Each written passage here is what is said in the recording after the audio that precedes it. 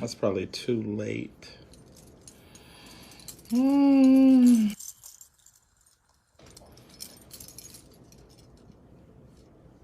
It is probably too late, but what can I say?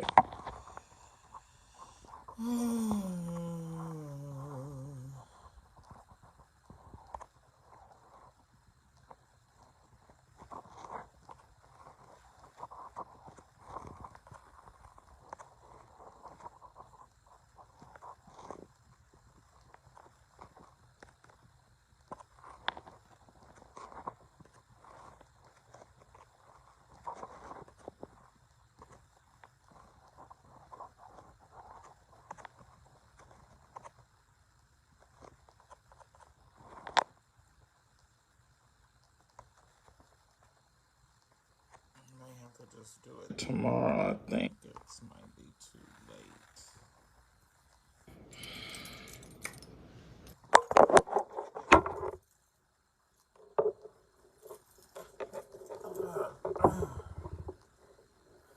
Okay, greetings. Is it too late?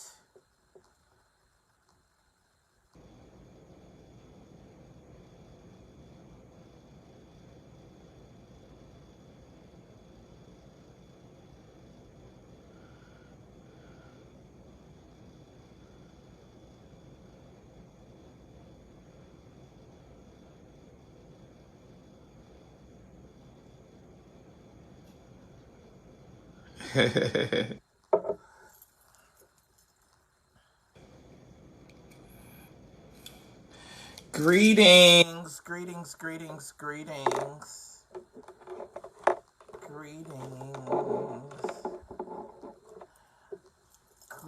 greetings, greetings, greetings. Sunday Night Live. All right, get on in. Get on in. We have a lot to discuss tonight. I'm sorry I'm late. I am so late on tonight, but y'all know I go to a sanctified church. And so it was it was a good service. They check your temperature, and it was social distancing and all of all of that good stuff. So, but it was a good service, and it was so good to see some of the Citadel brethren, some of the Seminites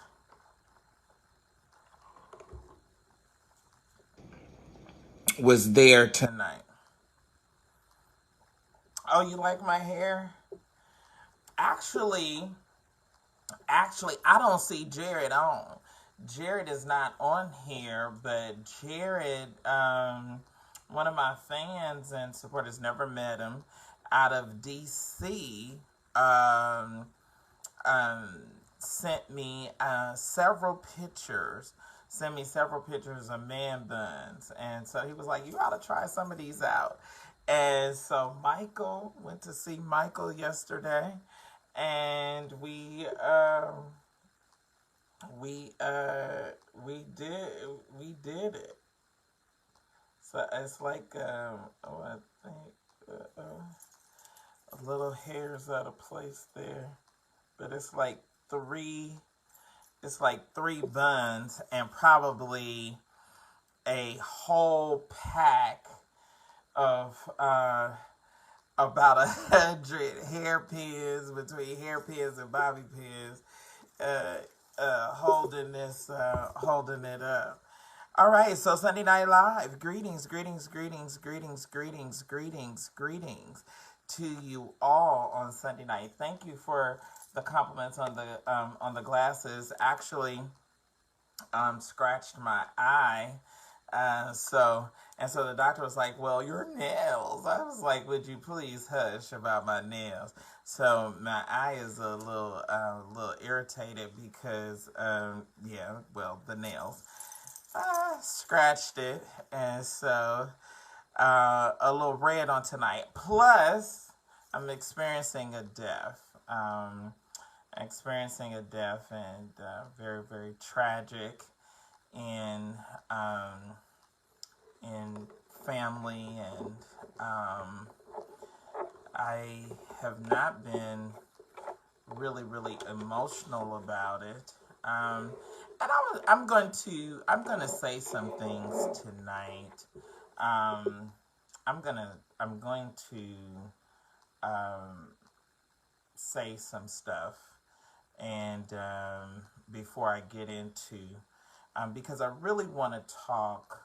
Well, I think that for whatever reason, I have a platform, so you all can definitely like and share, like and share, and share. But I'm trying to, yeah, and some things was just brought. Well, let me say this. I'm a blogger, and that's what I do. And you all have other bloggers that you all follow, and that people, for whatever reason, they like them, and um, they imitate or attempt to imitate and duplicate what I do. But the image or the perception is to hate William and like these other people. Um, and so I'm in a class by myself, so I don't get into a point of competition because I don't feel like I have any. A Rolls Royce is a Rolls Royce, a Bentley is a Bentley, a Porsche is a Porsche, a Maserati is a Maserati, and cars like that you don't see commercials for them on television. Um, you don't have to have a commercial. You don't have to, and so a lot of those things I don't have to do because I am me. I'm in a class in a league all by myself, and so, but I want to talk. Because Tanya was saying, and I guess some things, and you have these fake pages. So there's a lot of stuff like this deaf um, family, different things that I would go into and would share probably more, but because of this visceral hate that comes from this LGBT T community of people, I I tend to probably not share as much with you all as I could. You have individuals that feel um, and want to, I guess, if they thought that they was going to shut me down, that would never happen. Um, I will, never, I will never stop. And one day they're going to slip, um, make a misstep, and we're going to find out more in detail of who they are. Um, but I think that what has happened with social media, I think that social media has given a lot of people that would not and have empowered or attempt to empower a lot of folks that no one would pay attention to or care about, um, that now think that they're important. And so, and because I am a human being, I do not share some of those things because someone would probably get hurt or killed. And just like this death that I'm going through, say the wrong thing. Try me. And, you can see hair, you can see clothes, you can see nails. I am a Negro boy from 75th. And grew up at 7425 East 14th. And so I have no problem with defending. And I wish that they were bad enough. And I think that that group, I think that that LGBTQ, whatever, that group is so full of hate and so demonic and so taken over by the power of the enemy and of the devil that it causes them to hate each other and to fight. Michael was doing my hair and he was telling me about uh, a fight at a gay club called Bulldogs in Atlanta. And so, why are black gay men fighting other black gay men at the club? Why is what is it about them going out? Every time you see pride, you see some kind of congregation, you see this huge violent fight almost to the death, you know.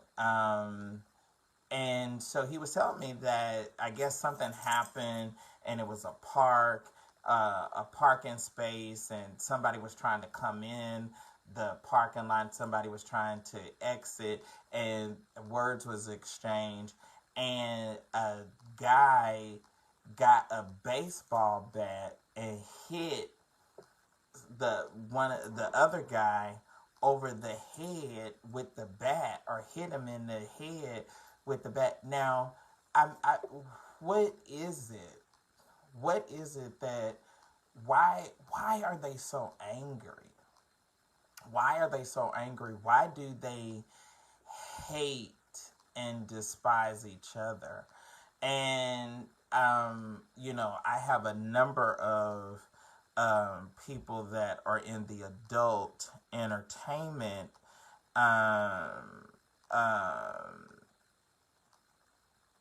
the industry, and they they even have trolls. They even have haters within their own community. And so I look at it, and Tanya, I thank you. I thank you, and what have you. But when you have people that you understand and you know that are vehemently jealous, and will consistently and constantly hide and will never come forward. They're never going to come forward. They're never going to say, and they want to track, one of the things with the Kim Burrell, I loved how the Kim Burrell situation, because Kim kept rolling. Kim kept rolling. Whoever the boy, well, some of us, we know of who the guy is, but still sitting there, still wanting to be a part, but you're not. You want to be a part, but you're disconnected. So, I just keep pressing right on forward. The hate, the vitriol, it's going to be there. I glory in it, and I continue, and I press on, and just go, right on past it. All of this stuff is tracked back. It's tracked back to St. Louis. Is constant creating of text numbers, Google numbers, and some of this stuff that is meant to be like business enhancement, people are using, to attempt to harass. But no one, I trust and believe, is going to run up and do anything They constantly want to call and harass and I think it's stupid. I think it's stupid. I think it's so sad and it's so ridiculous. You have almost 250,000 people that have died in the midst of a pandemic, and I am important enough that my old um, my old website, you want to take that URL and create and say negative things about me on it. I must be all of that. I must be totally and completely amazing that um, to that level of vitriol and hate and malice and jealousy that you have in your heart for me. And you don't have the guts to come forward. And you never will because you're a sad, gutless person. All right. So Sunday Night Live. It is Sunday Night Live. It's time to talk and discuss all of this stuff. We got Megan getting shot, Todd Delaney, Sweetie Pies, Tim Norman arrested, Harry Ford, Pastor Harry Ford of Mount Calvary Missionary Baptist Church accused of rape. Walls Group disinvited from the Stellars, and word is the insiders that it might have been Kirk Franklin that had something to do with that. And then, last but not least, and whatever else comes up on tonight with John Gray. So let's dig in it. Oh my gosh, y'all got a lot of comments rolling up here. What have y'all been saying? Uh, uh, Ivy. I'm bringing my birthday. I'm bringing in my birthday with you. Oh, when's your birthday? All right, so all of this we got to, all of that we got to talk about, and we got to go back to Texas. Oh my gosh, wasn't Keith a riot last week? Keith was girl and girl. Keith was so hilarious last week on Sunday Night Live when he was like, "Hey girl, you work for Daystar, girl, and you took the checks and we went to seven different check cashing places, girl, and you got me a bus ticket, girl. You got me a bus ticket from business."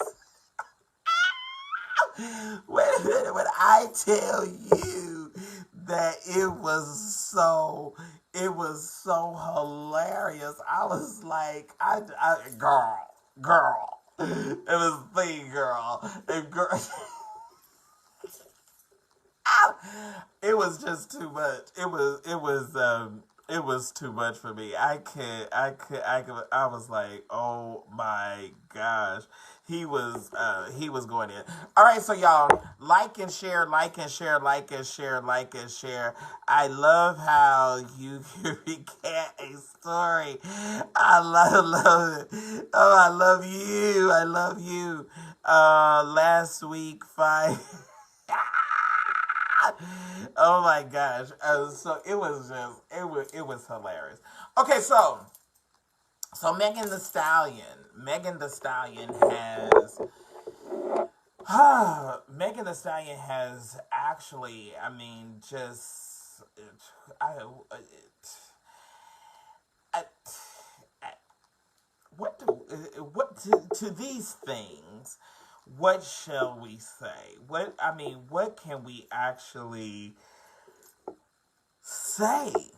I mean, it's so oh my gosh.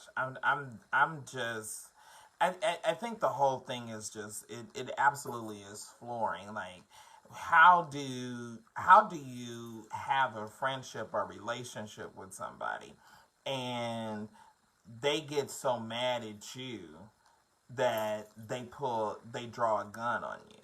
Like I mean, I don't even because once it's certain lines that once you draw those lines, it's no coming back. It's no pull back from it.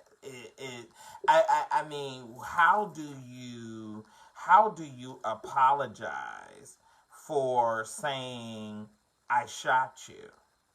I mean, how do you apologize for that? Like how do you even how do you how I mean I don't what do we say? I can't even formulate a sentence to really figure out. And then this is a guy that she's supposed to be dating, that she's supposed to be going with, and he pulls out a gun and she shoots her in one foot, and then if that was not enough, he pulls out another or pulls out the gun and shoots her in the other foot as well. So I mean, are you trying to destroy me? Are you trying to cripple me? Are you what is it that you would go to those limbs to um uh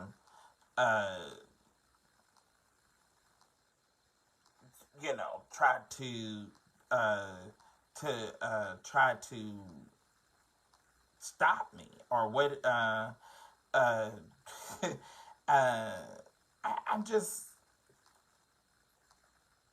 how do you how can you justify um in any kind of way shooting the woman that you're supposed to like?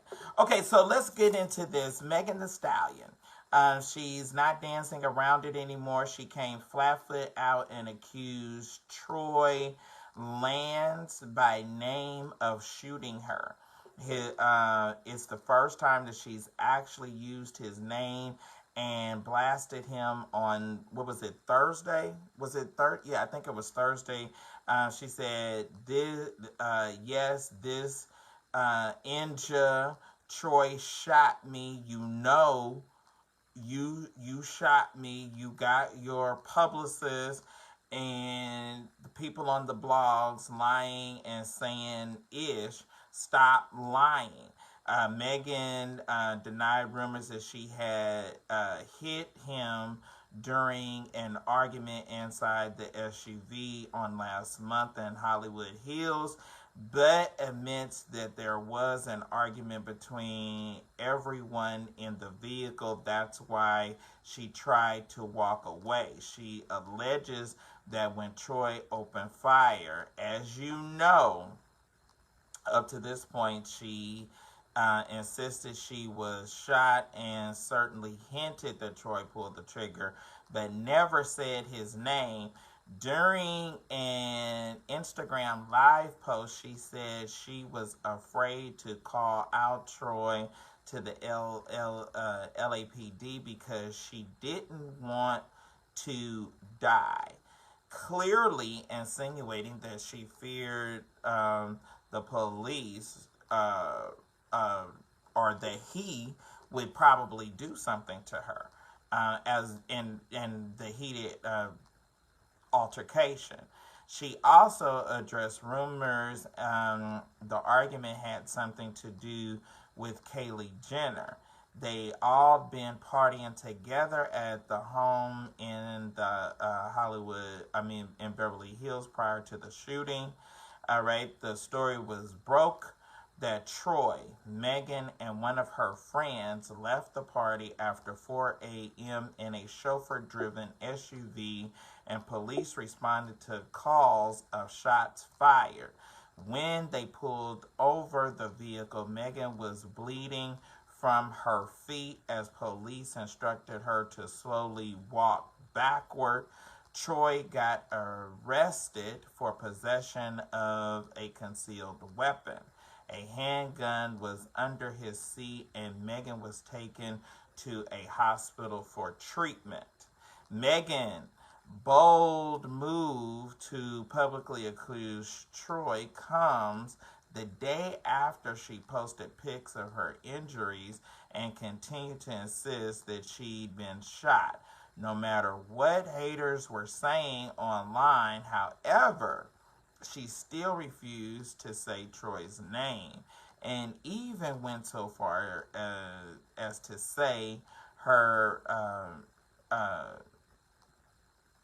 her back was turned when she got shot, hinting that she never saw who actually did it. Well, if you didn't see who did it, you're in an SUV. It's only so many people and so much room in an SUV. Since then, something definitely has changed in the narrative and in the dynamic, because she has now called him out by name.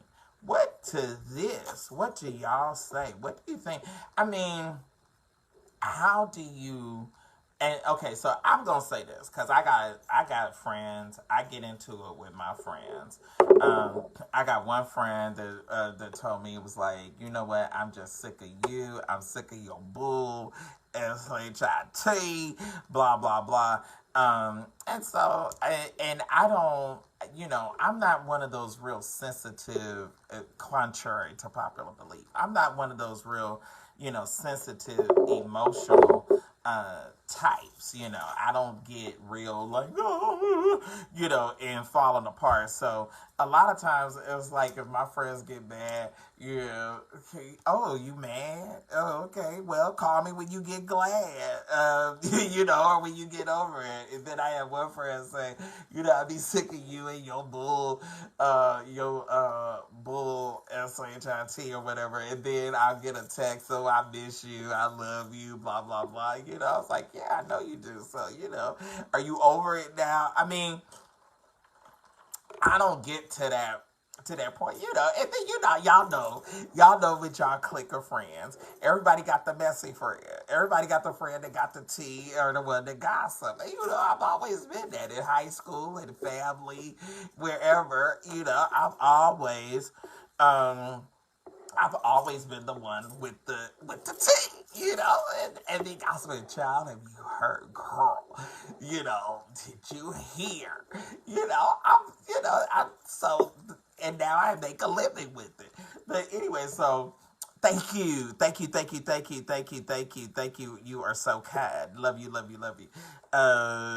Meals, Miss Meals. Yes, yes, yes, yes. So anyway, so I'm always at what, but I've never gotten to the point with some of my friends where you're mad enough to pull out a gun. First of all, if you get to the point where you get so mad at me that you're ready to draw a gun on me, that's where it's time for us to draw the line in the sand. Now, I think when you get mad with friends, that sometimes friends fight. Like, have you ever fought one of your friends? Like, sometimes, okay, I got a friend right now. I'm gonna call him out. I'm gonna call him out. Elder Robert Ware. I called you, and your fat ass did not call me back. You have not called me back yet. And I'm pissed with you. But so anyway, so let me tell you about Ware. Ware and I became friends. This is something he is gonna kill me for telling. But anyway, so Ware and I became friends at Citadel, and so so he was like, "Who is this guy that comes in Citadel every Sunday night, dressed and struts to the front row, and not only if it's not a seat, he will tell people move, and they move, and he sits down." And so anyway, so what, I think it was one Sunday night or one day or something like that, he spoke, and we just like, we just became tight, tight friends. And that was my folks. And then stuff changed where we're still friends. We're not as close as we were, because we used to like get together almost on a daily basis, go eat, hang out at his house or whatever, hang out at mine.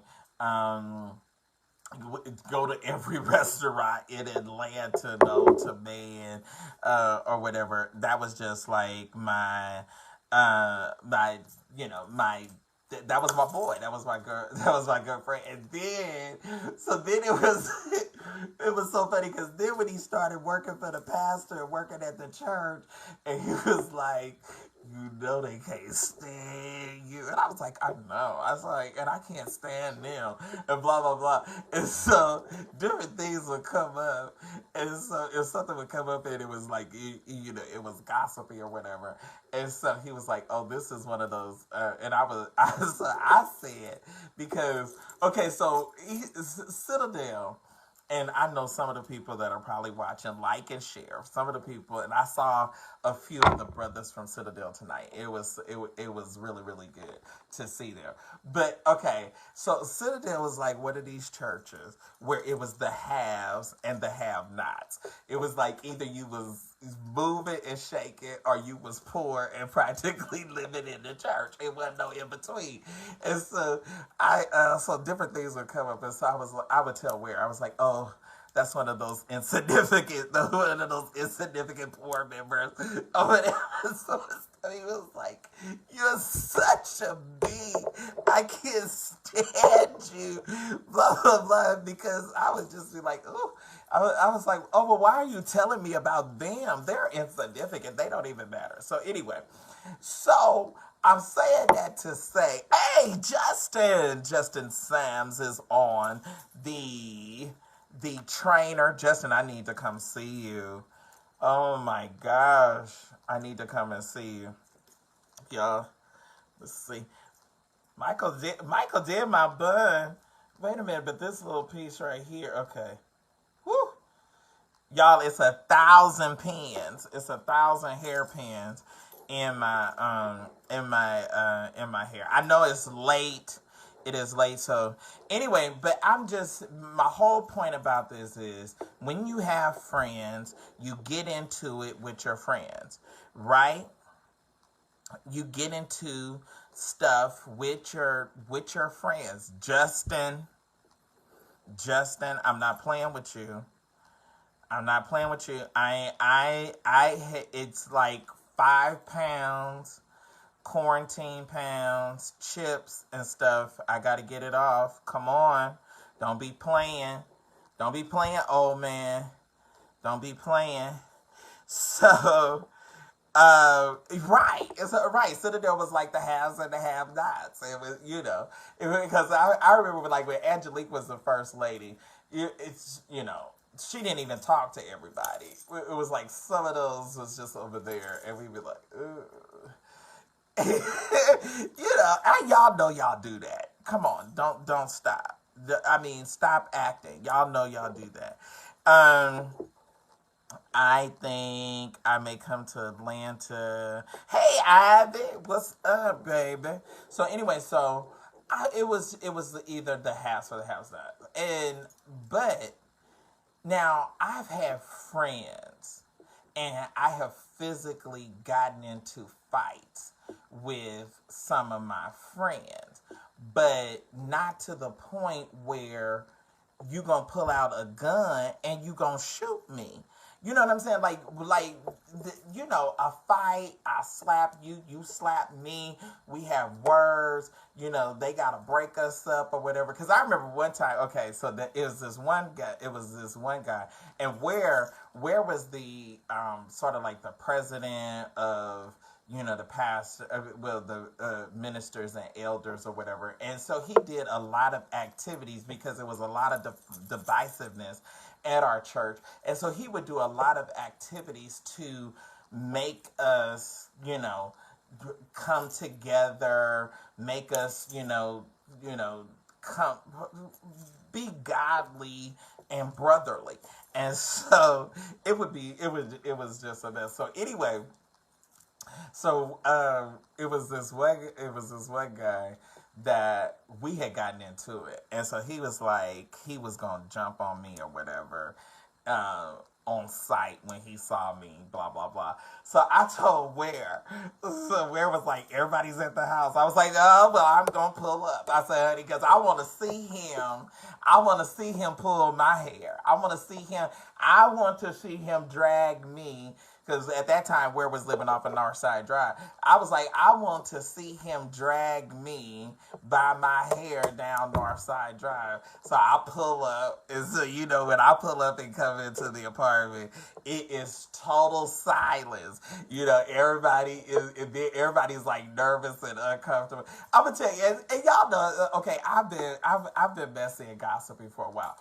It was me when Darwin Randolph was at the gay club in Atlanta. We were in convocation. I can't believe I'm telling this.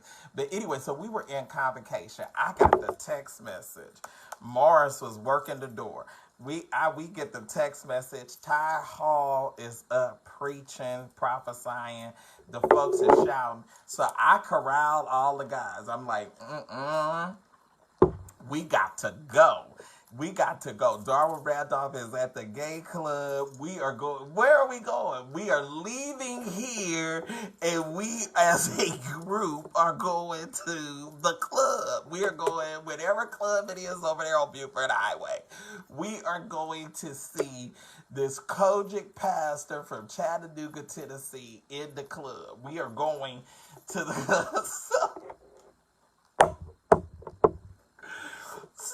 So we dressed up. Y'all know we Kojic. So everybody got suit and tie on. I'm corralling the whole group. Get up. We're coming out.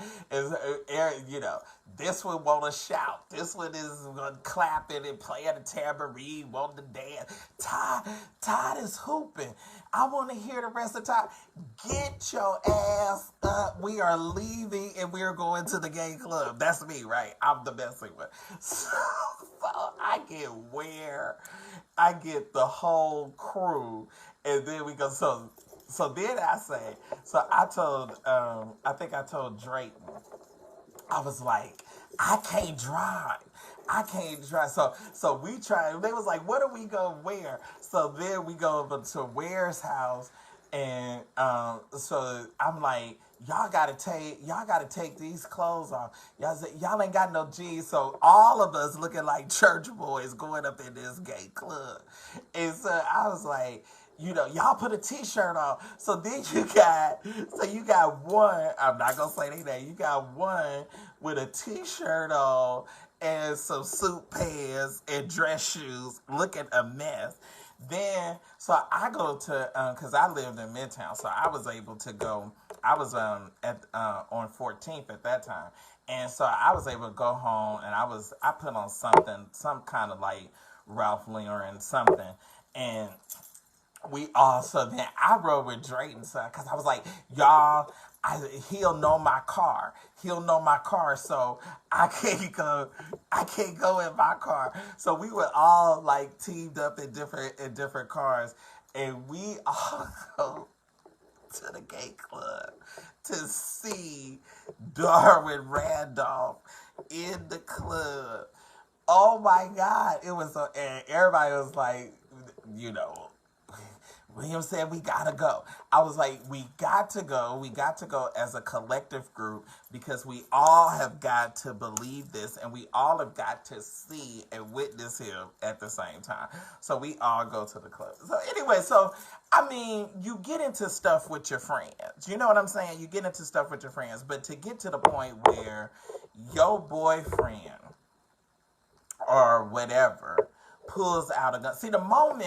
See, that's it right there. See, like, you don't even have to fire the gun. The mere fact that you so mad at me that you draw a gun on me. You know what I'm saying? There you go right there. So what do y'all feel? Do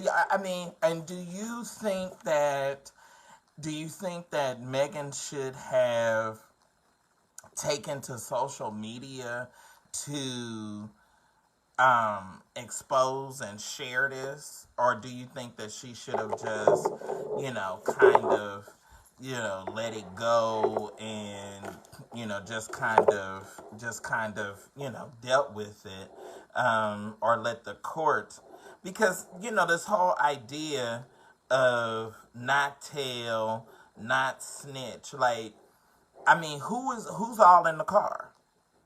Who's all in the car?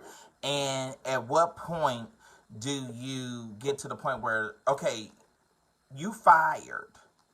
First of all, we in the car, y'all arguing, and you draw a gun. And you not only draw the gun, but you draw the gun and you fire the gun. And then you fire the gun again. So how, and then the bone has a lot of, the foot has a lot of bones in it. So how does he perfectly shoot her in both feet where the bullets go through each foot? And then the excruciating pain, like the idea alone, oh my God, I have just been shot.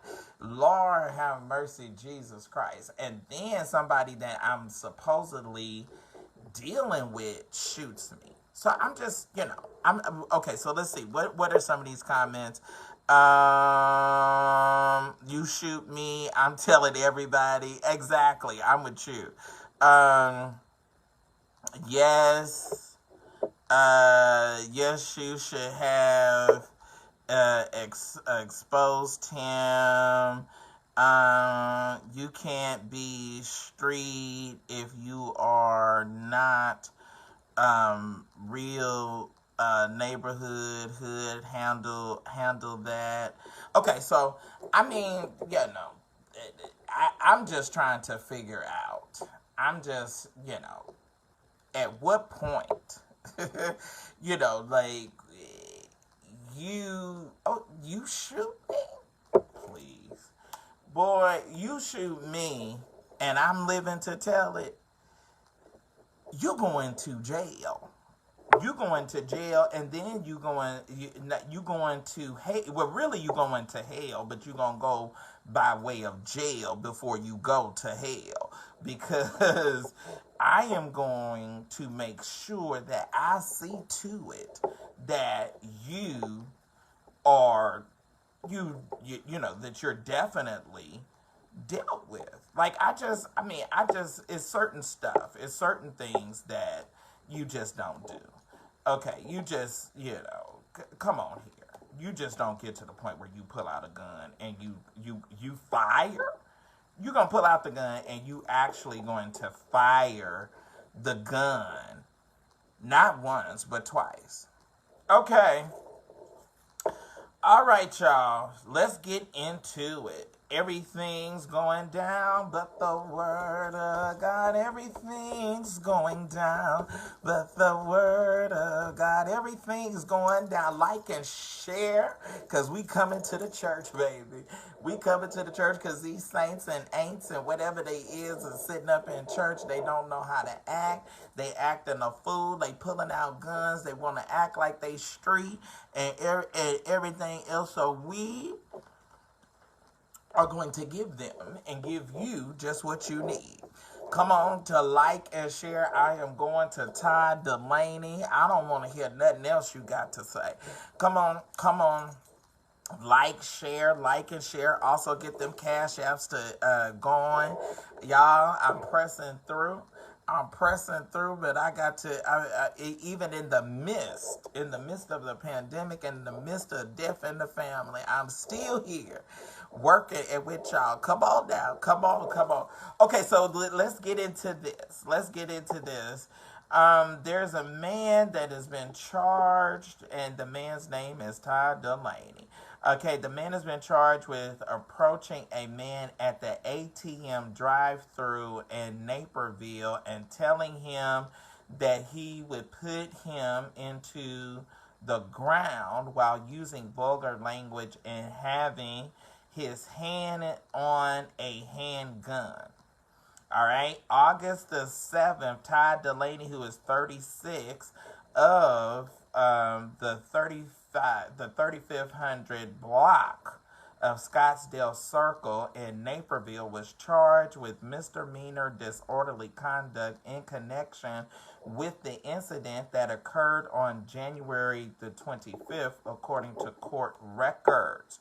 All right, the criminal complaint filed against Delaney alleged that he left his vehicle and approached another vehicle at the ATM drive-through lane of the Bank of America on 2943 95th Street. Delaney made a comment about putting the man into the ground while using vulgar language and while having his hand on a handgun. Okay, Saints. On August the 7th, Judge David Carlson signed a warrant for the arrest of Delaney on the charge of disorderly conduct. Court records show that the warrant carried a $3,000 bond. Court records show that the warrant said Delaney is self-employed. The bank incident was investigated by the Naperville Police Department.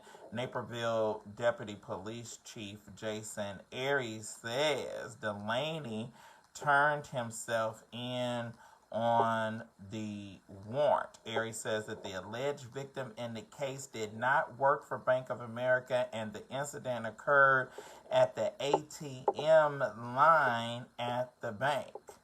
The charge of disorderly conduct in the criminal complaint against Delaney is a Class C misdemeanor punishable up to 30 days in jail and a fine up to $1,500. Okay, so what y'all got to say about that? What do you got to say about the gospel artist that goes off to the point where you get out your car and now I know sometimes stuff can go down where you can come out of character and you can get ready to deal with something, but at what point do you say, look, they see my car, they see my tag, people are taking pictures, or able to take pictures, able to take video. I am a gospel artist, or I just got too much to lose to carry over into the the bull crap. So sometimes don't you just have to take it on the chin? Okay, I needed to hear his side. Okay, now he went live. He went live on, was it Thursday or Friday or whatever day? He went live, and so basically, well, let's go. Let's look at, and I can tell you what, let me tell you what he said, because my obnoxious street committee, yes, they were on it. So let's see. Okay, so he said he was going live. Okay, let's see. Okay, so he says, he said he did get arrested, but the way that the article said, it did not happen like that. He was at the ATM putting money in, and the guy behind him said, get the F out of the way. He told him he did not see him. So after he was done, he was telling the man how he did not see him and that the man did not have to go into all of that, kind of cussing or whatever. And the man started cussing and started cussing at him. So after he asked the man, were they good? He said, yeah, but you are going to jail. And quite naturally, he added that the man was white. So, yeah, I don't know.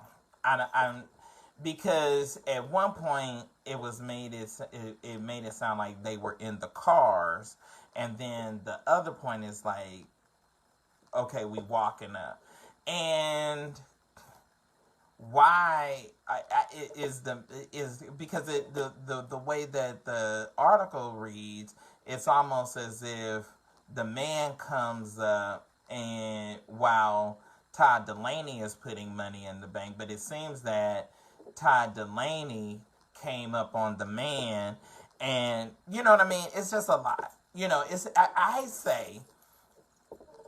say, it's just certain things that you don't do in these times in which we're living.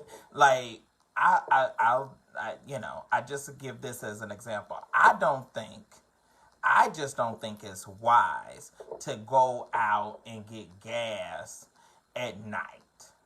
I think that you should try to, you know, at night limit your going and coming because it's a very volatile time.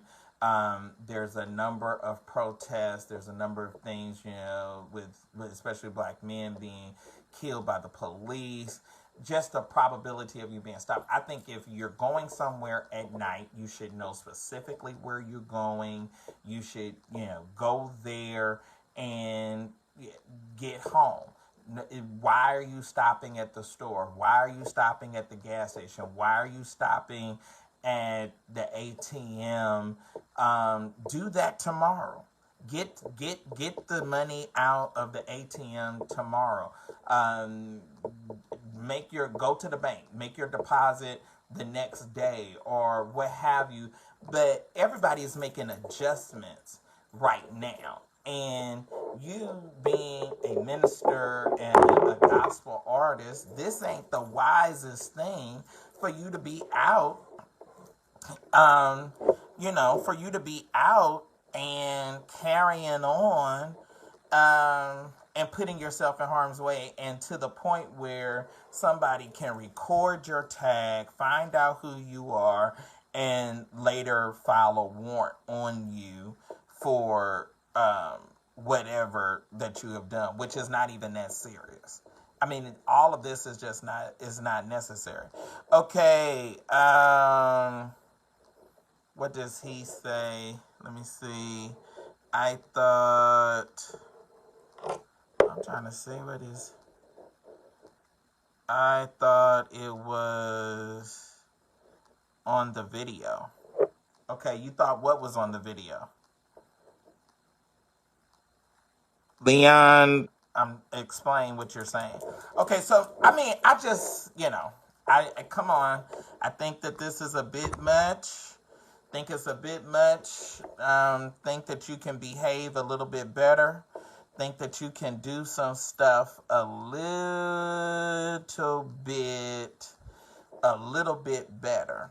All right, instead of being, drug dealers and killers and you in the church. Especially, I mean, and you got, you know what I'm saying? He knows he's Todd Delaney. He knows he's got a hot song out right now. He knows that he has potentially, stuff to lose. So let's not go so hard in the paint right now. Anybody else? I think the incident was on video. Perhaps it was, and perhaps I'm sure that there was a camera at that ATM, and I'm sure that whatever transpired was, either the video was reviewed. So we'll probably get more details. But I mean, what is your thoughts? Like, don't you think? I just think that he could have handled the situation differently. I think you avoid altercation. You got a gun. You putting your hand on the gun. So and then you're asking the man, "Are we good?" That's you're putting a threatening and intimidating message out there, and it came back to bite you, and you got arrested, or you got a warrant, and you got to now deal with something that is not necessary. I mean, it's just, and then plus you're a gospel artist. Like, don't you think that at some point you should be somewhat behaving like what you minister and what you preach? Just a little bit. Don't you think just like a little bit of that should rub off? Just maybe not all of it. Maybe 60%. 60, 70, maybe you ain't all the way saved, which is cool, and what have you. And then I don't know. How do y'all feel? Do y'all think that sometimes, like, just because you're a gospel artist, that you don't have to necessarily live up to a certain? Because I remember one cat said, I think it was some stuff coming up. We had come up with Leandria, and this one cat was saying that gospel is a genre of music, and you know, it's a genre like rock and roll, like R&B or whatever, and you just so happen to sing that. So if you just so happen to sing, gospel, are you supposed to? Is it supposed to be cool for you to live and do your thing? I mean, so Sunday Night Live is going down. Definitely, come on. I tell you, I'm pushing through. I am pushing through on this. It's I think I'm still in shock. I really do think I'm still in shock by this unfortunate and untimely death. But what can I say? We still got to continue, and the show must go on. We still got to continue to perform. Okay, let's get into this. Speaking of drug dealers and killers, we talking about drug dealers and killers for real. Now this is, and especially for where's all my Kojic saints at? Where's all the saints that's in the lovely Church of God in Christ? We have been going to St. Louis now, 8 years? I think it was 8 years. So we left Memphis and we went on up to St. Louis to have our convocation. And Miss Robbie of Sweetie Pies, a known soul food restaurant that got a show on OWN, the Oprah Winfrey Network. And the week that we come, the Saints converge on Sweetie Pies. I mean, I be on the courtesy van. I be taking them by the busload. Dropping 10, 15 off, picking up another 10, 15. Yeah, everybody wants to go to Sweetie Pies. Well, what can I say? So, and then they got the whole reality show, and then plus she used to sing with Ike Turner and Ike and Tina Turner and the Ikeettes. Miss Robbie was one of the Ikeettes back in the day from St. Louis. So this is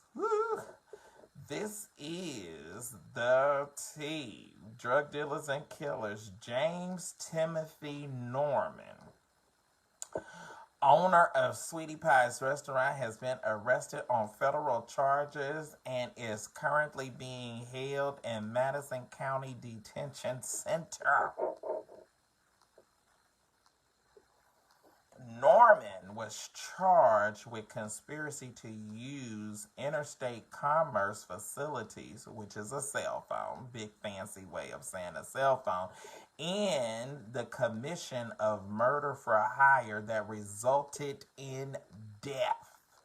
All right, according to the complaint, Norman, Terica Ellis, and others conspired to commit a murder for hire in exchange for money. Federal authorities allege that in 2014, Norman obtained a $450,000 life insurance policy on his 18-year-old nephew, Andre Montgomery. Norman was the sole beneficiary. On March the 14th, 2016, Ellis and Norman, okay, that's the woman and that's Tim. communicated using temporary phones activated that day. Ellis also used the temporary phone to communicate with Andre Montgomery and learn of his location. Immediately after learning of Andre Montgomery's location, Ellis placed a call to uh, uh, Tim Norman. Around 8 p.m. that same day, Montgomery was shot and killed. Ellis's phone location and information places her in the area of the murder at the time of the shooting. Immediately following Montgomery's murder, Ellis placed a call to Norman and then began traveling to Memphis, Tennessee. In the days after, Memphis is just 4 hours from St. Louis. In the days after the murder, Ellis deposited $9,000 in cash into various bank accounts. On March the 21st, 2016, Norman contacted the life insurance company in an attempt to collect on the life insurance policy he had obtained on his nephew. Terica Ellis was also charged by the complaint with conspiracy to use interstate commerce facilities in the commission of murder for hire resulting in death. The St. Louis Metropolitan Police Department Homicide Section and the Federal Bureau of Investigation are investigating these charges. So,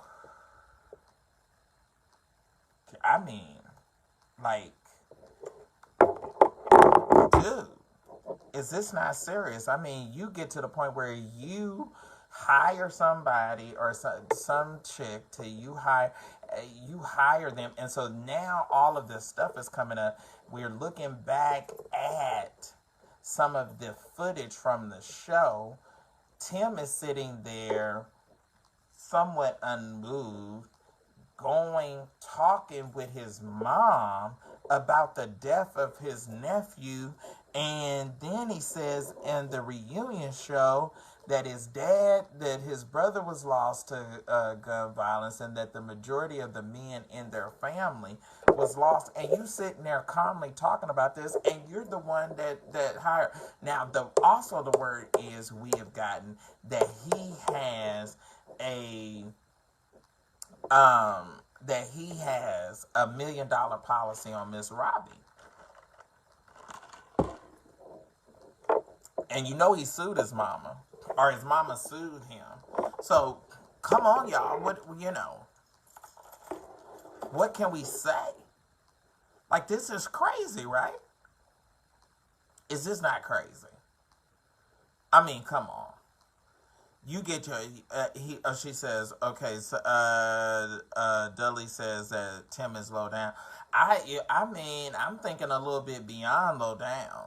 Like, low down, dangerous, frightening, scary. You know, he already had did 10 years for armed robbery. You know, maybe he's just institutionalized. You know, I mean, what is it? Was this whole Hollywood situation and money? Wait a minute. Kimberly says he was ugly anyway. I don't know. I don't know what that got to do with it. I know he was big, and I think he had the gastric bypass surgery, and it just kind of left him, you know, kind of messed up. Okay, Callie says greed. You remember when Miss Robbie's house got robbed? I think Tim was behind it. Anyway, okay. All right, so yeah, I remember something like that happened. I didn't watch all the time. Okay, let's get into this. We got to go to Oakland. How am I doing on time, y'all? I know it's already, I know that it is late. Y'all, we're going to have to get off here. Maybe I have to continue some of it till tomorrow. But I just wanted to get into this. Okay, where are my folks from Oakland? Where's my folks from Oakland? Because this mess with Harry Ford in Oakland is getting to be quite interesting. So now you got a woman. Okay, wait a minute. Let me see. Ooh. Uh, where? Mm, okay. So I got to read one of the women's. Okay. One of the women in. Okay, let me find it. Let me find it. Let me find it. Let me find it. Okay. Where is it? Wait a minute. Let's see. Oh, wait a minute. Was I supposed to talk about this? Okay. Okay. Let's wait a minute. Let me see. Where is?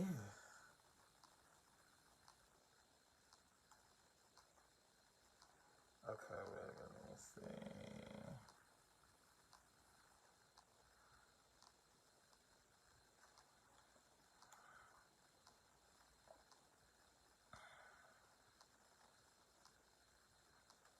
Oh, wait a minute.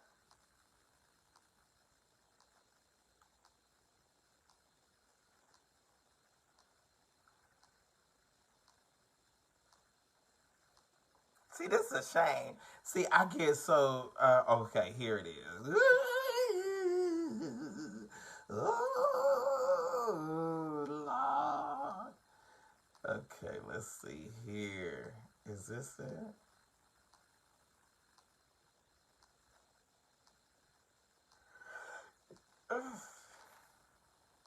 Okay, wait a minute.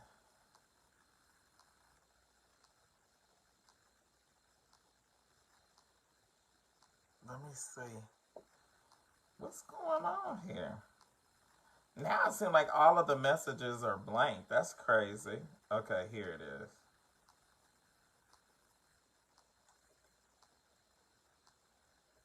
This is crazy. Why can't I pull this up? Okay, let me see. Okay, let me see. Let me go this way. Okay, here we go.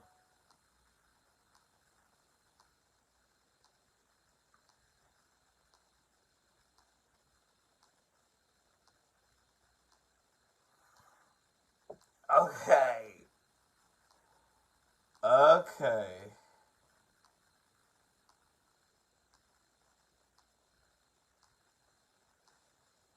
Okay, this. Woo! Okay.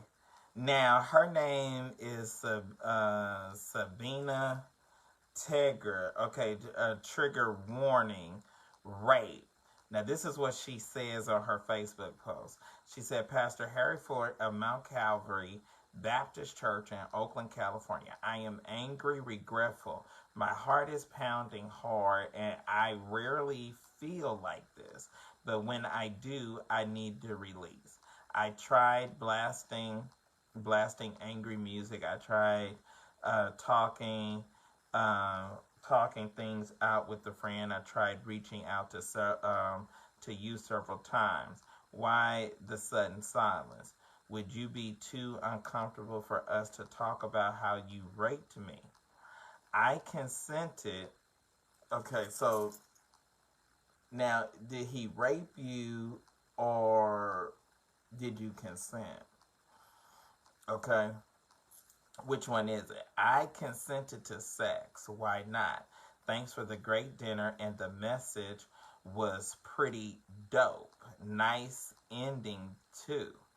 I consented to sex, but I did not give consent for you to come inside me. In fact, I expressly told you not to. There was no mistaking my tone, my words, my message. I said, don't come inside me. And you did. Gross. Ladies and gentlemen, that's a rape. I sneezed and it leaked out and grossed me out. Wait a minute. Wait a minute. Wait a minute. Wait a minute. Wait. Wait. Okay. Wait a minute. So, ladies and gentlemen, that's right. I sneezed and it leaked out and grossed me out. How effing dare you? Then you had the dim wit to hint that that you would make me pregnant, and I hinted back strongly that I'd abort that godforsaken fetal tissue from my body. F you. And then the next morning, we had one more go around where you wisely decided to. Okay, so now if he, okay,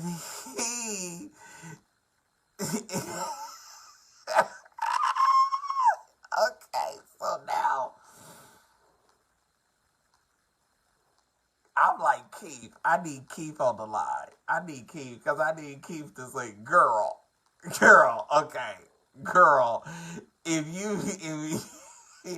you got mad at him, but then you gave him some more the next morning. Okay, so let's continue to read it.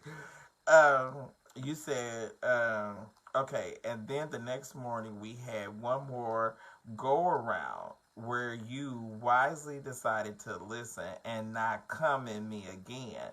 This time you asked, where could you come? I said, okay, I'm sorry for laughing. I said, you can come on, I said my stomach. You said, can I come on your breast? I said, okay. Even though I was annoyed that we were still having this conversation, you asked how close I would let you get to my mouth. I said, pretty close. You asked me to lick the tip, and 2 seconds later,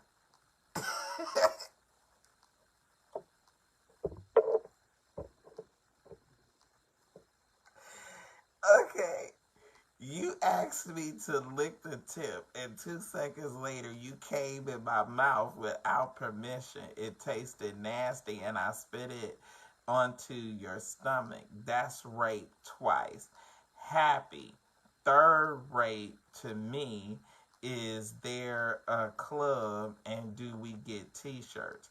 I ghosted the first butthole last summer and just called it a day. But you have too much power in this community. As a pastor, you come into contact with vulnerable populations every day: homeless women, children, impoverished people, drug addicts, and because of your title, you have a special kind of access to us. I can't, in good conscience, keep my mouth shut and go about my day when in my heart I believe that you might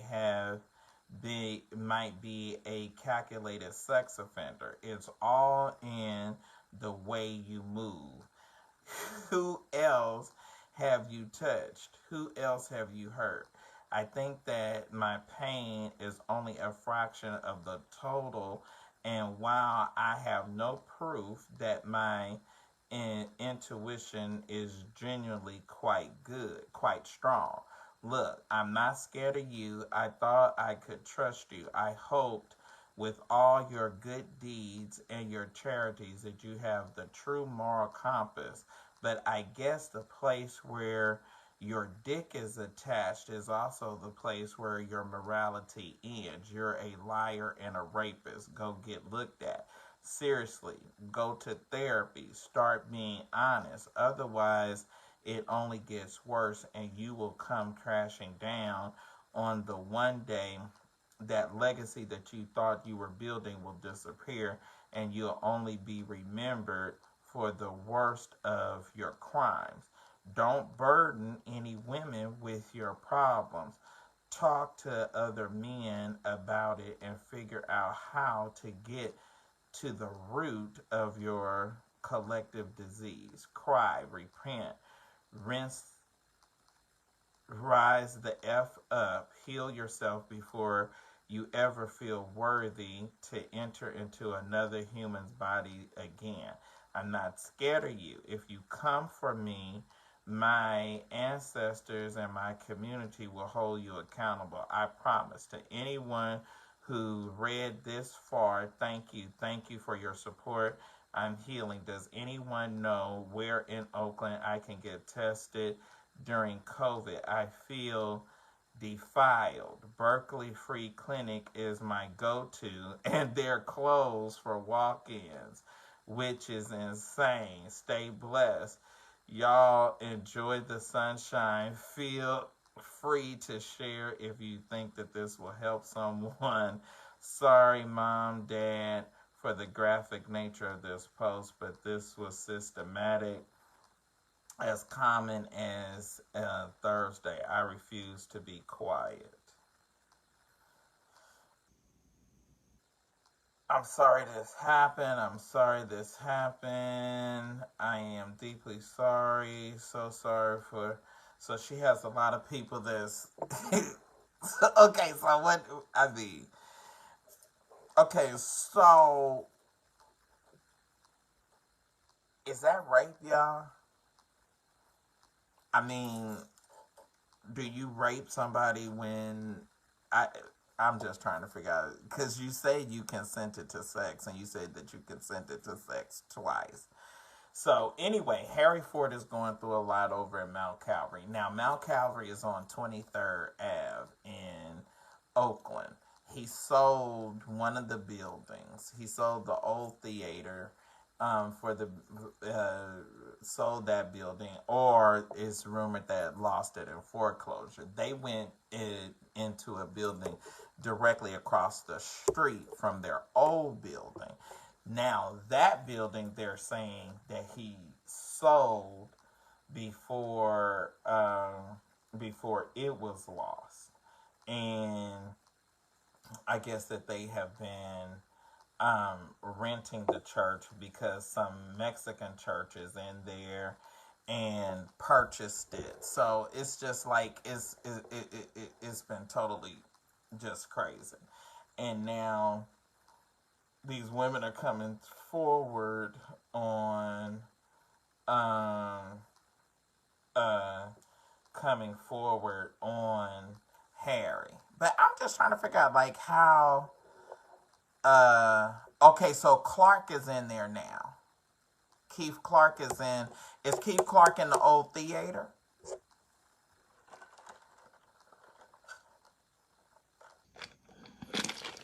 Or is he in the building across the street? Where is Keith Clark at?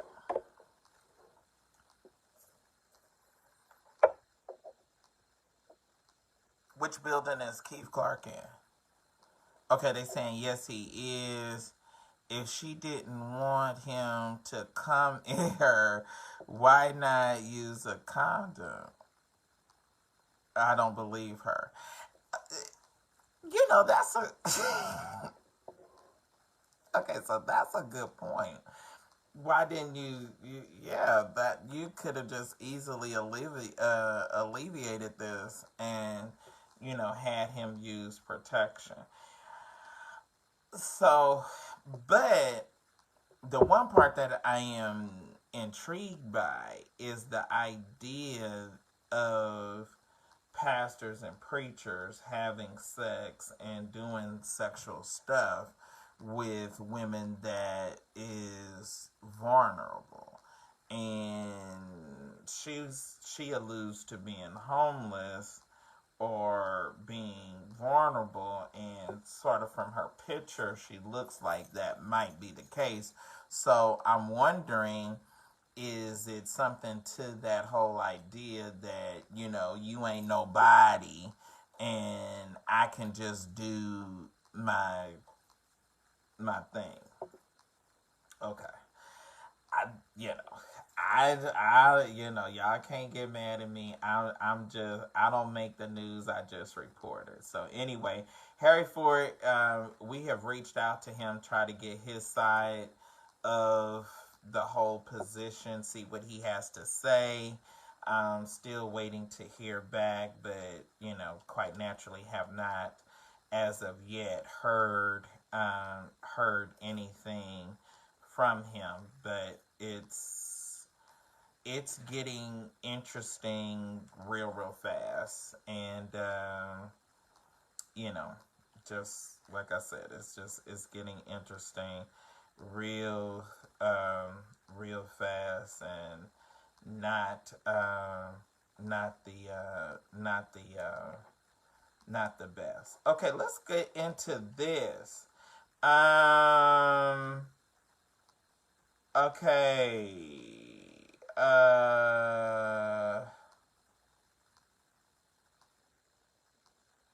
Okay, so the Walls group. Okay, so the Walls groups looks like they were disinvited from the virtual Stellar Awards. You got one of the girls that is said to have a baby by John Gray, who we're going to talk about in a little bit.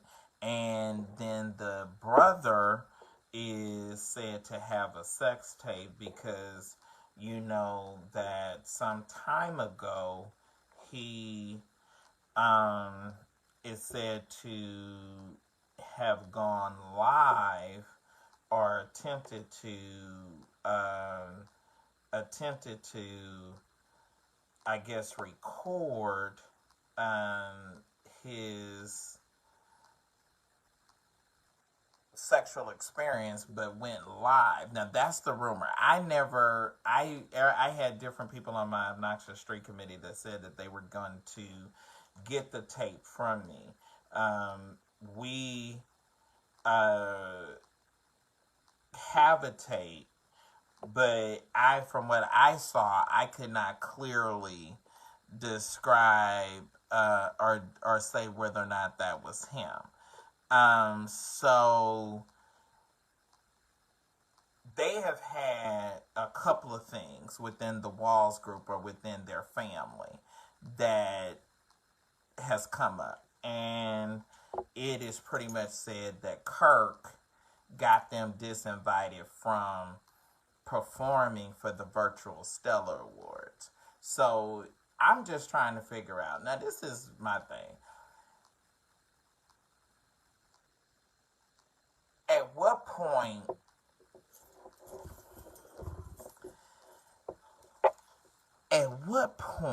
do you attempt to live a little bit of what you sing and you profess?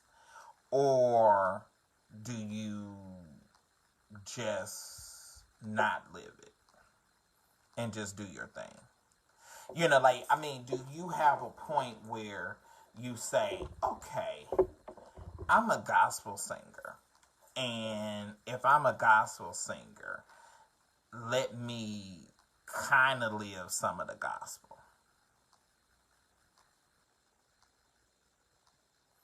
Okay, Paco said he was gonna whip Kirk. Okay, who's Paco? That's the brother, right? That's the one that goes to. That's the one that does praise and worship at the guy's church that divorced his wife. I cannot think of that guy's name. He divorced it. He said that wasn't him. On the still shot with him jacking off. Oh God, what is that guy's name? He has a church in Houston because we went by there. No, the younger brother is Paco. So, because the older brother is the one that is said to be gay, and not only is he said to be gay, he is also supposed to be a bottom, right?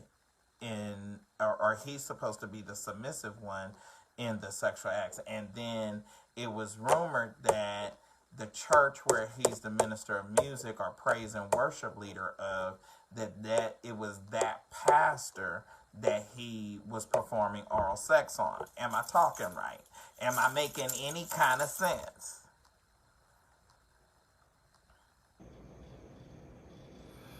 Okay, so Christopher said, So the Walls boy was the top in the video?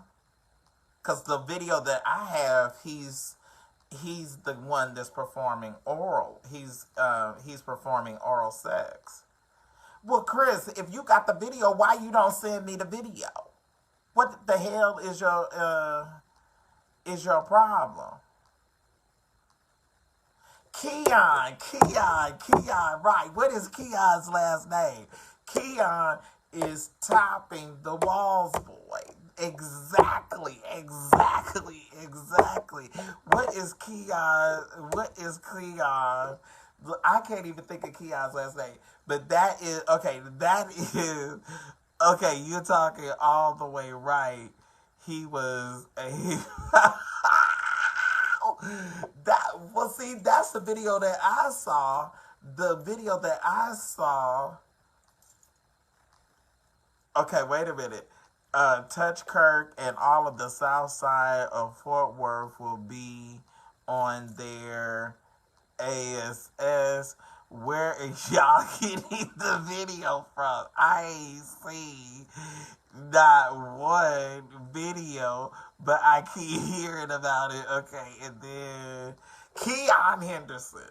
Sheree is on. Okay, right. That is excellent. Keon Henderson. Now, Keon Henderson, oh, wait a minute. Let me tell you this. Because Keon lied to Bishop T.D. Jakes and Bishop George Bloomer and said that I called him and tried to extort money from him. I didn't call him to extort nothing. I called him to ask him, was he gay? 2, was he breaking up or divorcing his wife? And 3, okay, now this is all, okay, let me give y'all the tea. Let me give you the tea. Okay. Keon Henderson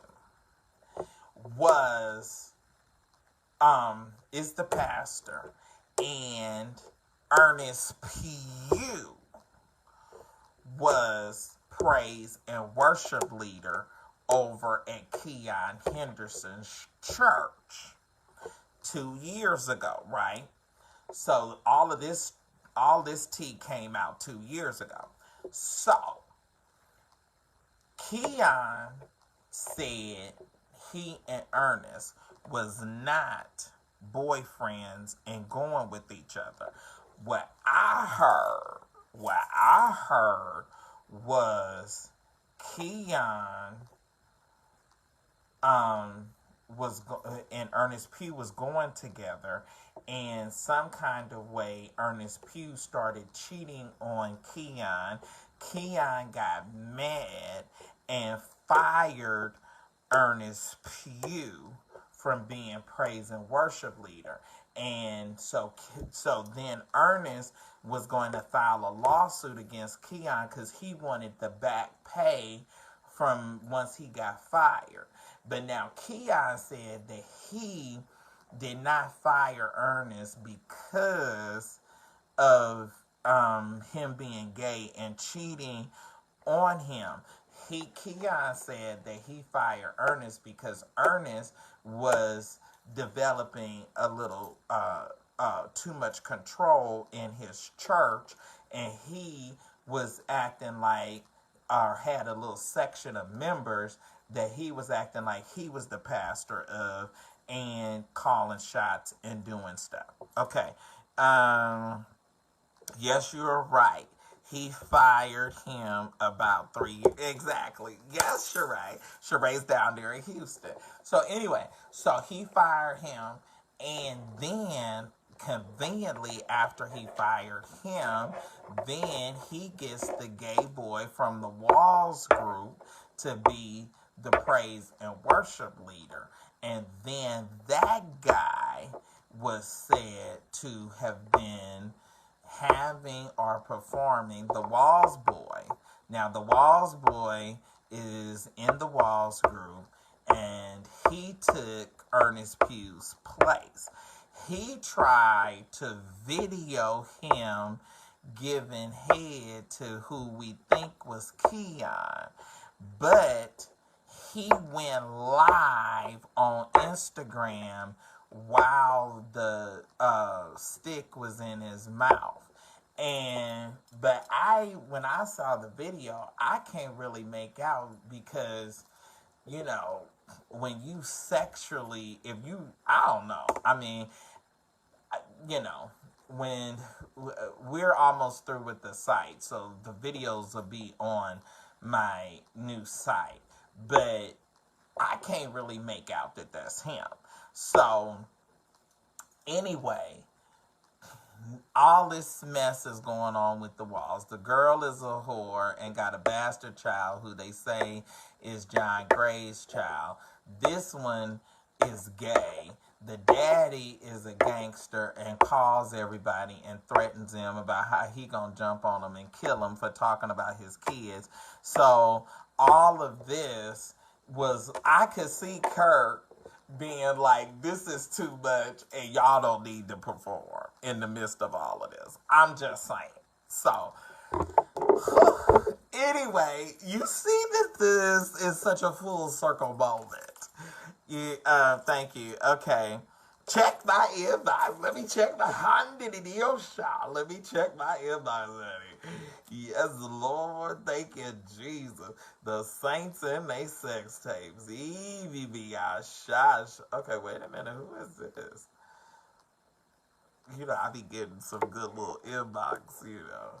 I get some little DMs. Everybody, you know, every once in a while, somebody will slide in my DM. I don't respond, but they slide in my DMs. I think they be, you know, that be that troll group trying to catch me slipping or whatever. Okay. That's somebody saying night, night. Wait a minute. Chris, where are you? Where are you in my inbox? Did you inbox me on Facebook or did you inbox me on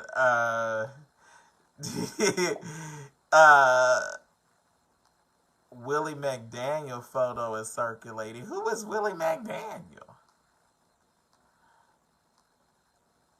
Okay, so wait a minute. So where did you inbox me?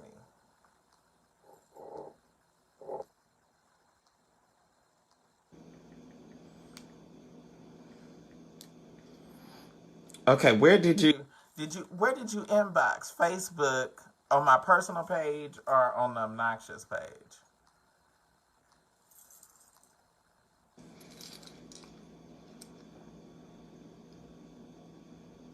I need what you got. I need we need, what's his name? We need Keith Girl. We need Keith Girl. Keith would be girl. And you went to the check cash and like girl. Y'all, okay, let me see. Let me try to see right here. Okay, y'all, this is a mess. I can't even take it. And why are y'all up this late? Chris, you not coming up in my contacts. I can't believe you follow me and you didn't had this sex tape and you had not told me that you had this sex tape. You know what? You're getting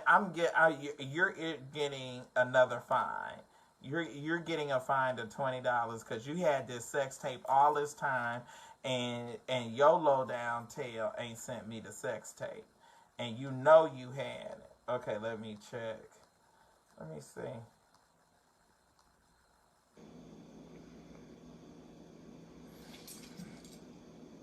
Uh, I do not see it. Where did you inbox me? Where did you inbox me? I may have to go to my request messages. Wait a minute. Let me see if I got any request messages. That's where, ooh, you know, in those request messages, that's Sheree. That's where, yeah, that's where the, Y'all ain't about to start asking him for the sex tape. Y'all do not ask Chris for the sex tape. Chris, don't send nobody the sex tape except me. Y'all don't be in his inbox. He a little deacon from Fresno. Don't be in his inbox bothering him about no sex tape. Y'all need to be saved. Y'all need to stop trying to see the saints having sex and need to live holy. Chris, you have not sent me the thing, boy. I don't see it. I'm looking at my pages right now. This ain't nothing but the trick of the enemy. Where is it at?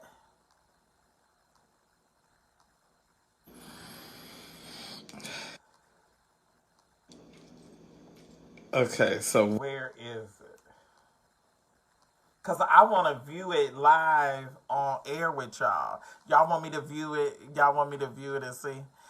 You ain't sent nothing. I've just inboxed you 3 times. I've just inboxed you 3 times, and you ain't sent nothing.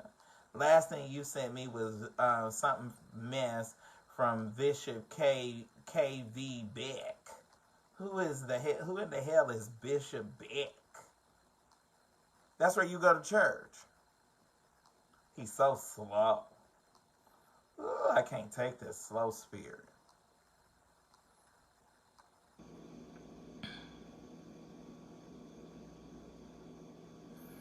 I'm not looking for it under new requests because he has inboxed me before. Oh, wait a minute. Okay, wait a minute. Oh my God. Okay, but this won't play.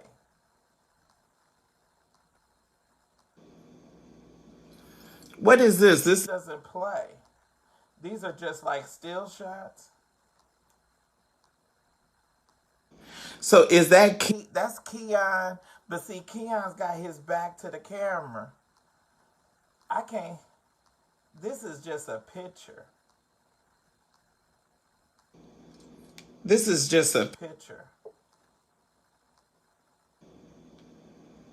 This ain't no video, boy. This is just a. Ooh. Okay, so Chris is spiritually retarded and don't know how to send something on Facebook. Okay, so he don't know how to send. You sent it would download. Let me see. Okay, download.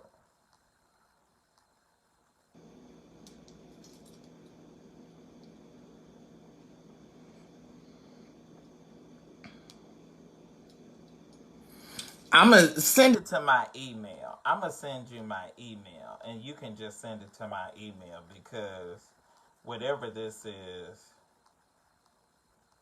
is not working.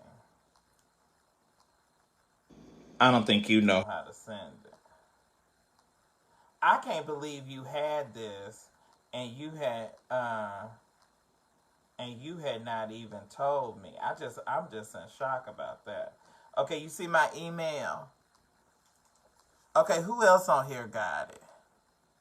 It's a video. No, it's not. It's not a video. Well, I don't have Messenger. I have to go to the website to see Messenger. So send it. Okay, send it to my email. Okay, so that's that. While we're waiting to get that from him, um, what else did I want to discuss? I just see a picture of two naked men. They land on the side, and then the guy is looking back at the camera. That does look like the Walls boy, and whoever is going inside him, their face and back is to the camera. So I can't see. Let's see. Did you email it yet? And Chris is so slow, he can't even talk. He's not even responding. So I'm trying to see. Did you email it, Chris? I don't know why he won't respond. Y'all, I don't know. I don't know. Anybody else got it that can send it and know how to send an email or know how to send an email and a video? Because evidently Chris in Fresno are probably, that's probably because that slow internet that they got down there in Fresno. He probably can't send nothing because he lives in Fresno. All right, y'all. I okay. I can't. I can't. I don't see it. I don't see it. The people wanted to see the review or hear a review of it while we on air. Okay, it's sending. Okay. All right. Uh, let's. Yay! Okay, let's get into this. Um, the the next thing. Um. Okay. The next thing is um.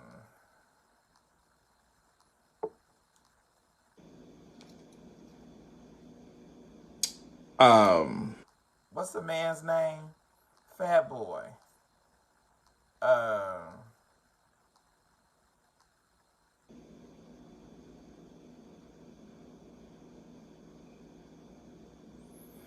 Okay, let's go into this. Um.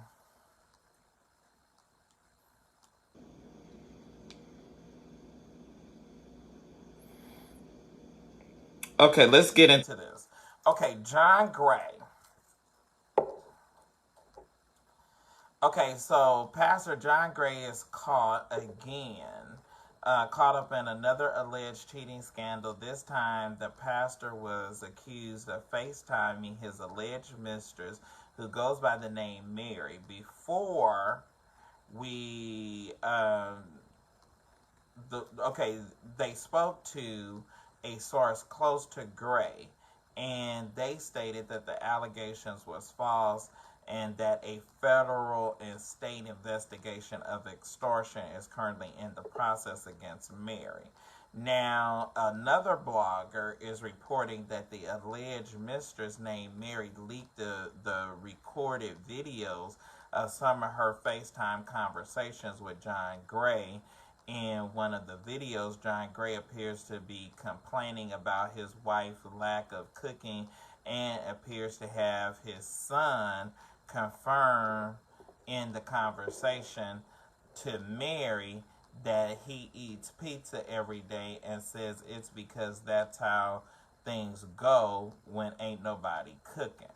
Another video is out that John is in the airport on a private jet in the background when he allegedly invites the hoe to fly with him to Mexico. You got an hour to get ready. I'm going to Cabo, so bring your mask, your favorite two-piece, cause we out, he said in the video. Now, John Gray's camp claims that that was a joke taken out of context and that they had no inappropriate relations. The third video shows John Gray discussing a $200 um, debt in which he offers to allegedly cook a southern meal, brisket included, for alleged mistress Mary if she wins. According to the source, Gray stands firm that these cheating allegations are false and that the videos have been distorted and taken out of context by the alleged extortionist. Last year, John Gray admitted to having an emotional affair with another woman um, on their show. So there we have it. John is got some videos or got some FaceTime videos that is allegedly taken out of are taken out of context. And so if they're taken out of context, then what's going on? And why are you going? First of all, okay, you saying that they're taken out of context, but why are you going into this kind of detail with somebody that's not your wife? Why are you going into this kind of talk and discussion?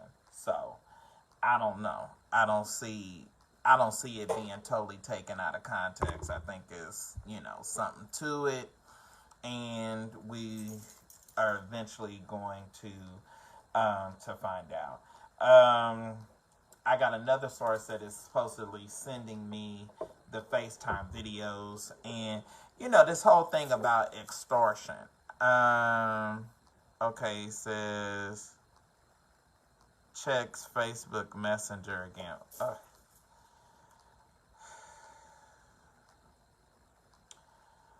I mean, why you just can't email it, dude? What's why? I don't know why y'all send like important documents and stuff on Facebook Messenger. Like certain stuff, I wouldn't send through Messenger because it's controlled by Facebook. So wait a minute.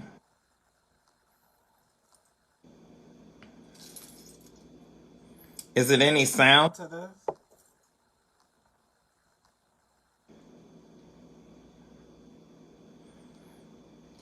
Oh, wait a minute. Is that's Keon, ain't it? Child. Wait a minute. Oh, wait a minute. I'm trying to see my nails. I can't even turn the damn thing. Oh, okay. Wait a minute. Let me see.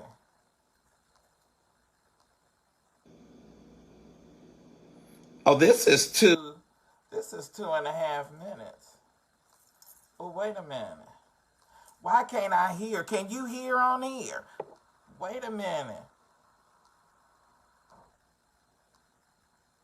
Why is he raising his hand up like that?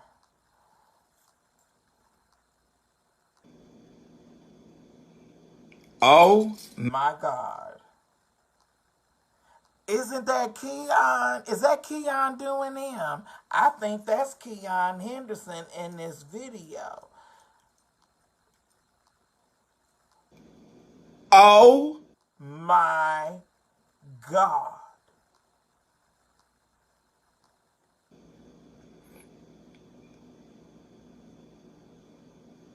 Why can't I hear? See, if I could hear their voices, I know their voices. Is it sound to this video? Oh, then he gets on top of him. That is Keon screwing that Walls boy.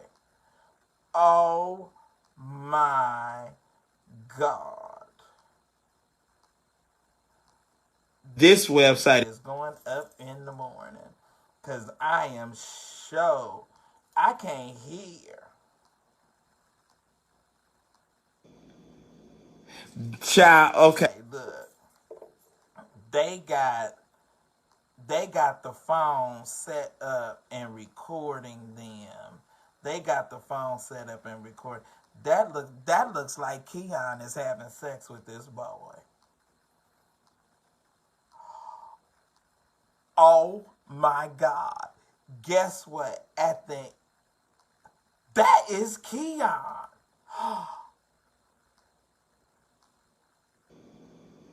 Oh my God.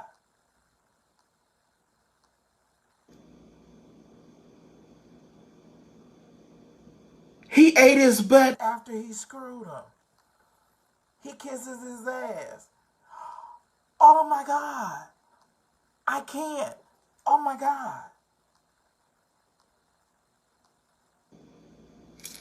Oh my Jesus. And this boy wanted to be able to perform. Wait a minute. Wait a minute. Wait a minute. Wait a minute. Wait a minute. This is carrying me too fast. Wait a minute. This looks like Keon Henderson and the Walls Group boy. I can't.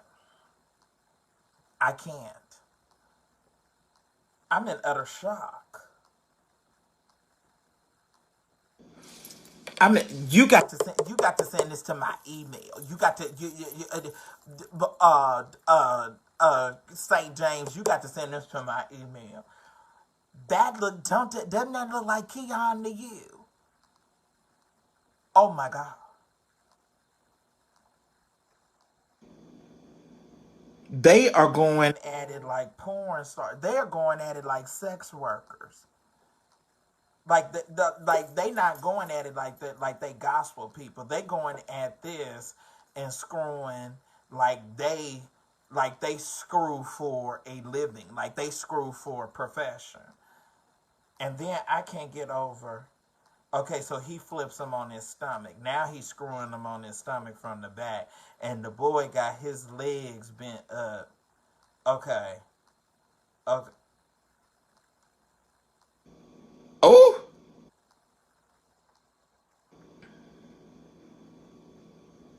then he gets up on his knees. Is that Keon Henderson? Oh my God. And then he eats his behind. He eats his behind and kisses his ass, turns to the camera. I can't. I'm done. I'm done. I'm done. Y'all. I I can't. I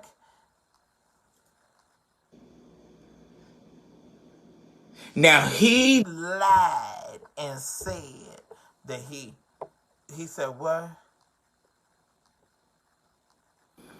This is I can't. I'm in shock. Jesus. Jesus. The blood. The blood. Baby, he's exposing. Honey, he is Woo. Well, y'all.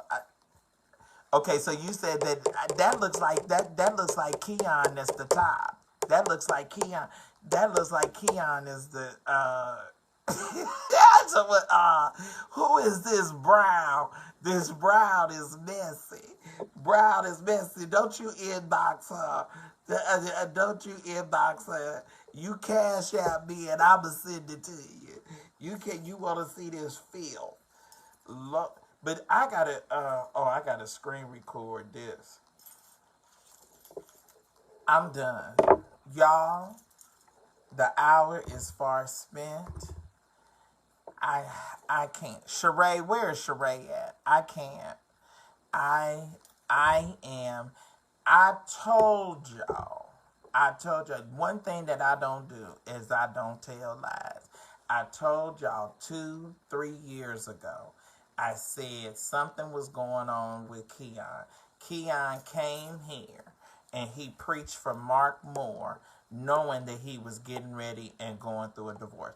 That girl just ain't simultaneously divorced him in the midst of all these homosexuals. Sheree is laughing.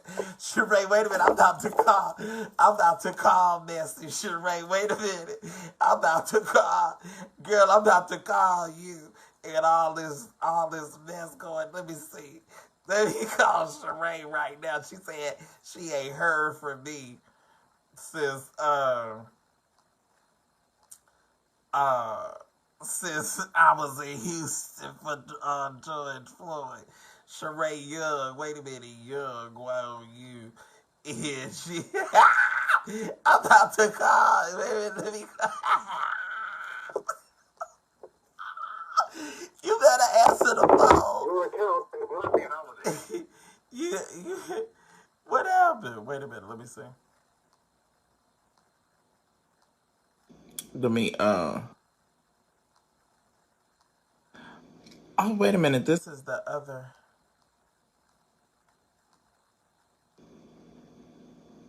Let me see if I can get her.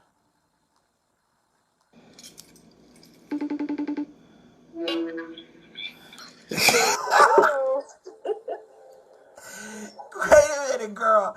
He said said 3 years ago that he was not gay, that he was not going with Ernest Pugh. And this is clearly him in this video. And then his wife divorced him. She left him. But she had her stuff together before she left him. Because she knew he was going to take everything. She had her own place, had her own vehicle, had everything together when she told him she was leaving. But I thought she had some kind of business or something, didn't she?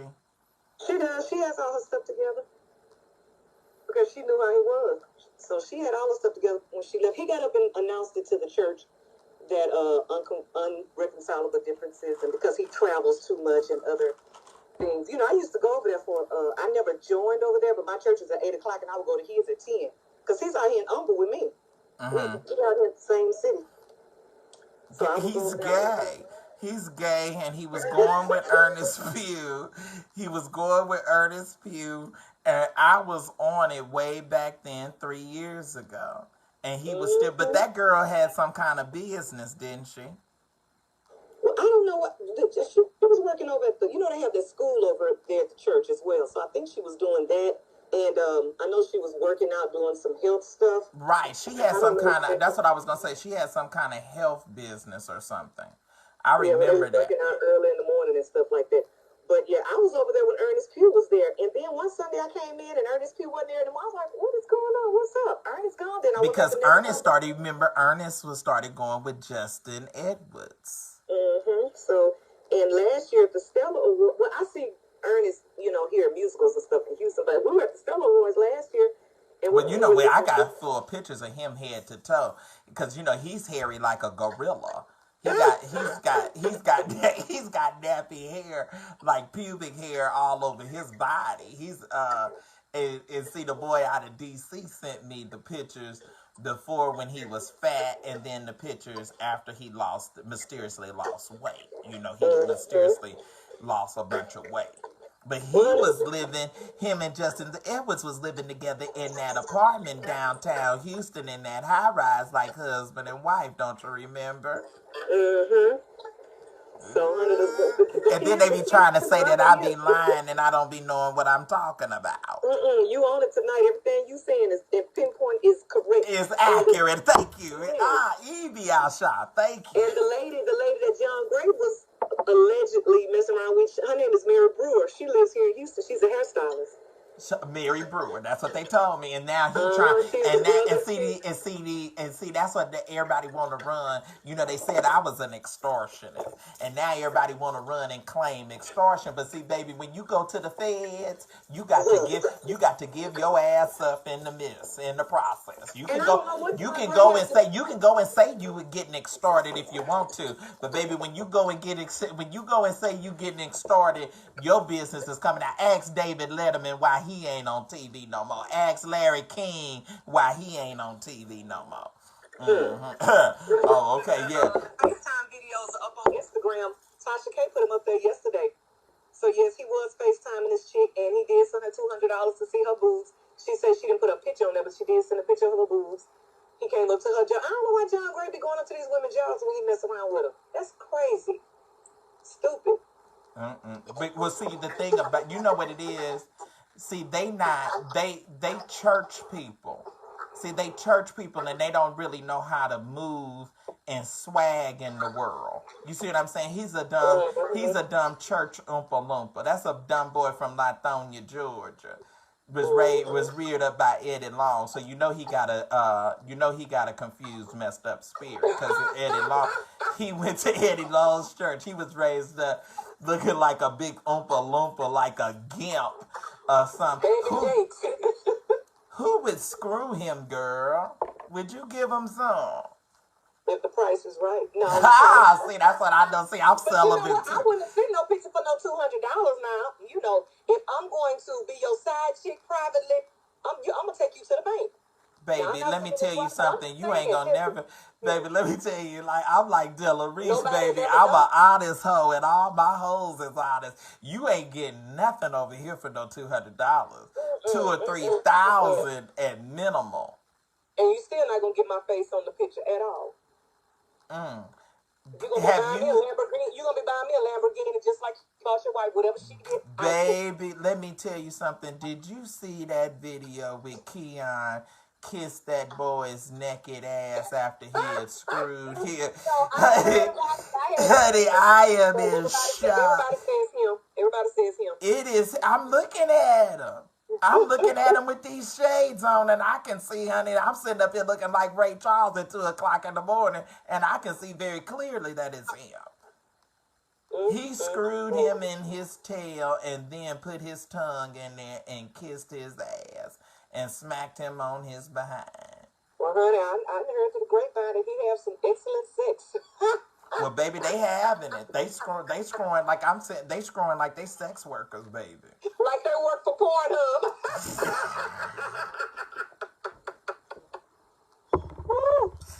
Honey, baby, they screwing for real, honey. They screwing, listen, they screwing like they know what they do. I mean, that boy kick his leg up, and then he go to wave, and at one point he waving like he praising God, like he's, like he saying, "Thank you for the dick, Lord, thank you." And the church saying, "Amen."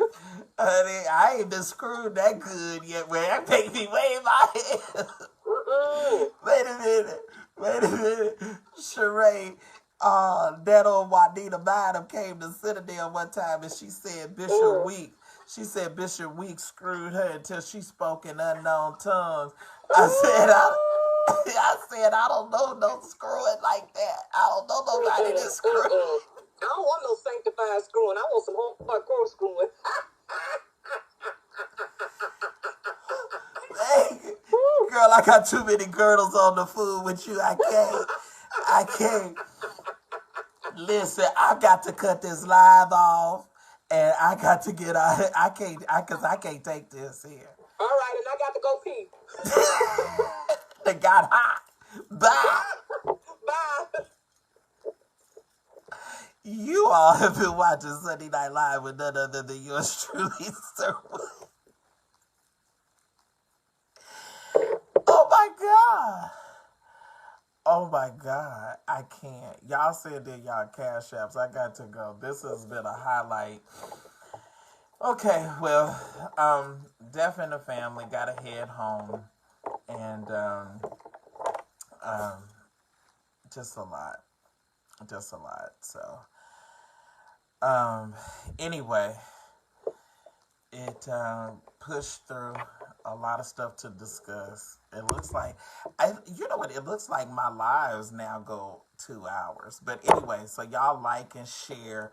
I didn't even deal with Dallas. I have not even dealt with Dallas and all of the stuff that we have unfolded and discovered as a result of Dallas. I may have to come on again or sometime this during the week, or the radio show Monday through Friday. So and then definitely catch me, because I don't know when I'll depart. So definitely catch the radio show. Oh my gosh, I can't. Is when I tell you that this is too much, it is absolutely way too much. Anyway, y'all been watching Sunday Night Live with none other than yours truly, Sir William. Definitely like and share this one, because this is one for the history books. I love it. He said, "Did I do good?" You still got a fine. You still got a $20 fine because you had this video and you hadn't sent it to me, and I'm still upset.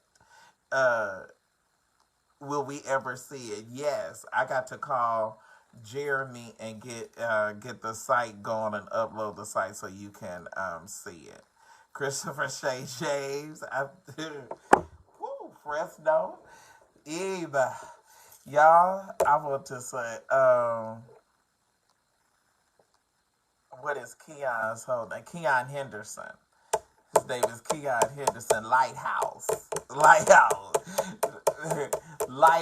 honey. But we getting ready to empty Lighthouse out, because he likes he likes to eat booty after he done screwed it.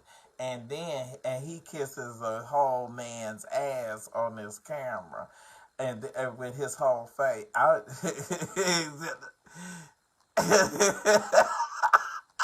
a minute.